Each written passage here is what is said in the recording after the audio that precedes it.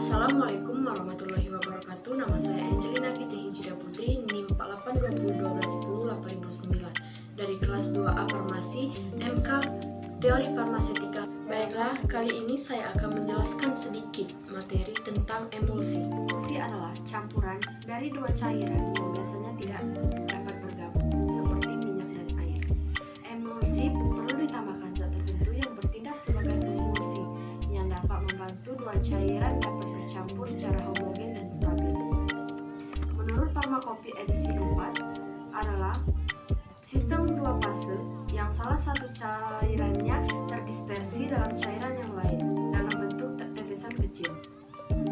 Stabilitas emulsi dapat dipertahankan dengan penambahan zat yang ketiga yang disebut dengan emulgator. Emulsi memiliki fase terdispersi biasanya dalam ukuran antara 0,1 sampai 100 pm. Mikroemulsi mempunyai fase terdispersi ukuran kurang dari 0,1 pm. Selanjutnya, komponen emulsi.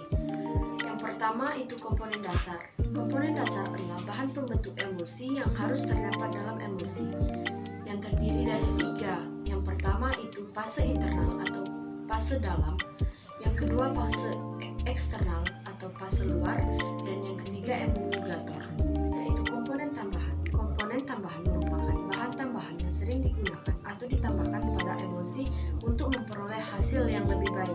Antara lain, yang pertama itu korigen, seperti memperbaiki cara kerja, memperbaiki rasa obat, memperbaiki bau obat, memperbaiki warna obat, dan memperbaiki kelarutan obat.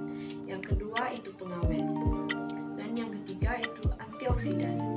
Nah, tipe emulsi. Yang pertama, emulsi tipe oil in water atau minyak dalam air. Emulsi tipe ini adalah emulsi yang terdiri dari butiran minyak yang tersebar ke dalam air.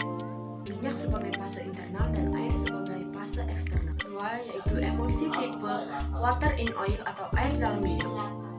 Tipe ini adalah emulsi yang terdiri dari butiran yang tersebar ke dalam minyak, air sebagai fase internal dan minyak sebagai fase eksternal. Nah, emulsi berganda. Emulsi berganda ini adalah emulsi yang dimana terdapat droplet fase yang terdispersi ke emulsi lainnya.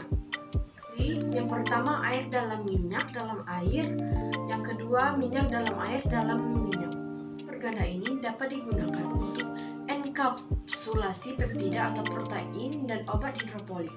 Pada ukuran partikel, emulsi farmasi dapat dibedakan menjadi 4. Yang pertama emulsi makro, yang kedua emulsi mini, yang ketiga emulsi mikro, dan yang keempat emulsi nano. Teori terjadinya emulsi. Yang pertama, teori tegangan permukaan. Yang kedua, teori orientasi bentuk baji.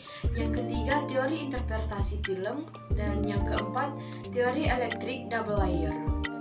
Cara pembuatan emulsi. Yang pertama, metode gum kering. Yang kedua, metode gum basah. Dan yang ketiga, metode botol atau metode botol porous. Cara membedakan tipe emulsi. Yang pertama, dengan pengenceran fase.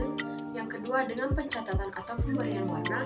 Yang ketiga, dengan kertas saring. Dan yang keempat, dengan konduktivitas listrik. Kerusakan pada sediaan emulsi. Yang pertama, creaming, yaitu terpisahnya emulsi menjadi dua lapisan. Yang kedua itu cracking atau breaking, adalah pecahnya emulsi karena film yang meliputi partikel rusak atau butir minyak atau menyatu menjadi fase tunggal yang memisah. Yang ketiga itu inversi fase.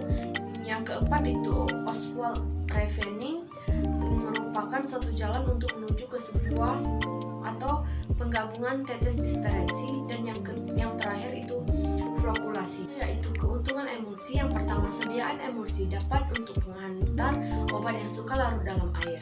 Yang kedua, emulsi dapat digunakan untuk menutupi rasa obat yang pahit. Yang ketiga, obat yang stabil dalam fase minyak yang dapat ditingkatkan stabilitasnya. Yang keempat, emulsi dapat diberikan pada pasien yang kesulitan menelan. Yang kelima, emulsi dapat menjaga obat dari reaksi oksidasi. Dan yang terakhir, emulsi secara luas diformulasikan eksternal untuk seperti krim. Sebaliknya, kerugian emulsi. Yang pertama itu sediaan emulsi mungkin lebih susah dalam pembuatannya. Yang kedua, emulsi secara termodinamik tidak stabil atau perlu distabilkan juga perlu diformulasikan untuk menstabilkan emosi sehingga tidak terpisah. Dan yang terakhir, kondisi penyimpangan mungkin akan mempengaruhi stabilitas. Selanjutnya, yang terakhir, hal yang harus diperhatikan dalam sediaan emosi. Demi menjaga stabilitas sediaan emosi, maka faktor penyimpanan obat perlu diperhatikan. Sediaan emosi sebaiknya disimpan di tempat yang kering dalam wadah tertutup rapat pada suhu ruangan dan terlindung dari sinar matahari. Nah, itu saja yang dapat saya sampaikan. Semoga bermanfaat bagi kita semua. Saya akhiri. Wassalamualaikum warahmatullahi wabarakatuh.